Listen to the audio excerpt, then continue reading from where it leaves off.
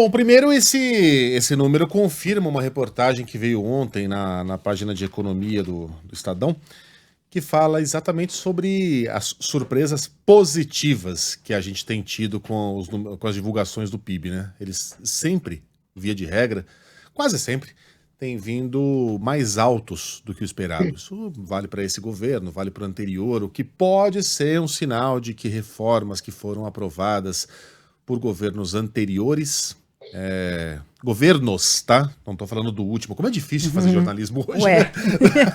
Cara, Tudo tem uma ressalva, haja né? disclaimer nessa vida.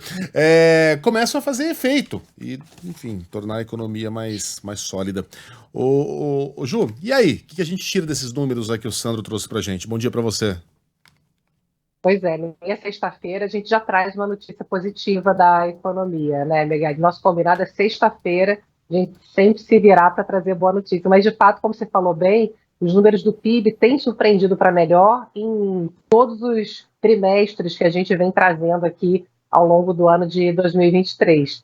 Antes de mais nada, bom dia aí para você, Sheila, bom dia para o nosso ouvinte.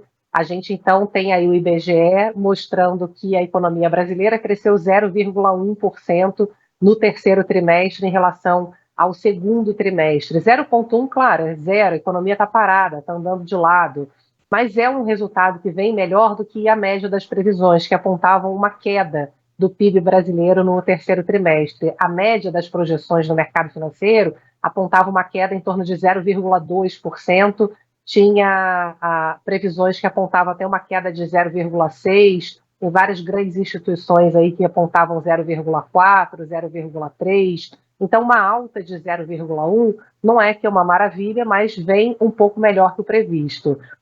Isso é importante porque nesse terceiro trimestre, o que a gente percebeu foi que a economia, de qualquer maneira, a tendência dela foi uma perda de fôlego grande. Então, essa tendência de uma economia que foi melhor no primeiro semestre e agora, nesse segundo semestre, diminuiu o fôlego de forma rápida, isso continua. A gente tem uma economia que cresceu no primeiro trimestre em torno aqui de 1,8%, no segundo trimestre 0,9% e agora no terceiro trimestre 0,1%. Então, quando você faz ali, bota os números no papel, você vê que foi diminuindo o fôlego de crescimento.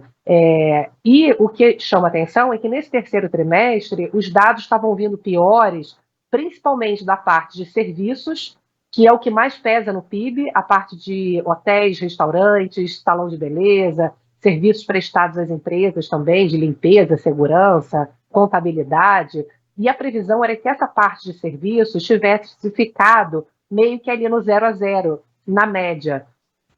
E o setor de serviços, aqui pelo que o IBGE divulgou agora há pouco, cresceu 0,6%. Então, aqui está o primeiro número que puxou o resultado para cima. Setor de serviços com uma expectativa de ficar ali no 0 a 0, talvez crescer 0,1, enfim, ficar ali mais perto do zero, e o IBGE mostra que o setor de serviços cresceu 0,6%. Aqui dentro aparece atividades imobiliárias, a parte de serviços de comunicação também, serviços financeiros. Então, é um segmento bem variado esse setor de serviços, mas que tem um peso importante no PIB, e foi a primeira boa notícia que eu bati o olho aqui quando olhei os dados do PIB. A outra boa notícia é a parte da indústria, que também a previsão era de um desempenho também perto ali do zero, e o número da indústria veio mostrando um crescimento de 0,6%.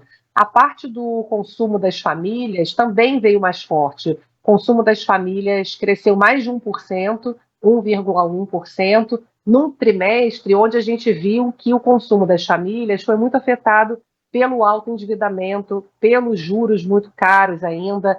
Então, os dados vinham mostrando um fôlego menor para consumo. Tanto que, com o consumo menor, havia essa expectativa de que os setores da economia tivessem tido um desempenho mais modesto, mas teve um fôlego maior. E outra coisa que me chamou a atenção aqui por último foi a agropecuária. A agropecuária cai nesse terceiro trimestre, queda de 3,3% em relação ao segundo trimestre do ano, mas as previsões apontavam para uma queda bem mais forte do setor agrícola, ali em torno de 5%, 6%. Então veio metade, aí 3%. O agro continua, claro, agora puxa o PIB para baixo, mas quando o agro cai menos, ele também pesa de forma positiva, digamos assim, para um resultado que é menos negativo do PIB brasileiro. O agro é a grande estrela do ano. O agro representa 40% do crescimento da economia brasileira esse ano. Então, ele perde fôlego agora, que é normal,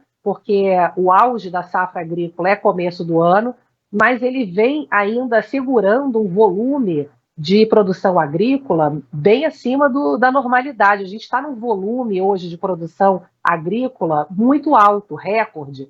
Então, por mais que ele diminua, ele se mantém em patamares elevados. Isso é ótima notícia, não só para o PIB, como para a inflação, porque a inflação de alimentos tem contribuído muito para a queda geral da inflação e justamente quando você tem alimento mais barato, as famílias conseguem consumir outras coisas, né? Porque é ali onde se economiza primeiro, é o produto básico. Então, isso gera renda, isso gera ganho de renda e as pessoas conseguem, então, consumir um pouco mais ali, comendo uma pizza com a família, fora, enfim, consumindo serviços, né? Restaurante, um salão de beleza. Então, você vê que você tem esse número agora de 0,1% de crescimento do PIB brasileiro no terceiro trimestre, é um número positivo, explicado por uma melhora ampla, espalhada por setores e atividades da economia. Então, é uma notícia melhor ainda, né? Ela não está focada num segmento só, é uma notícia que vem melhor e é explicada por uma série de fatores que vieram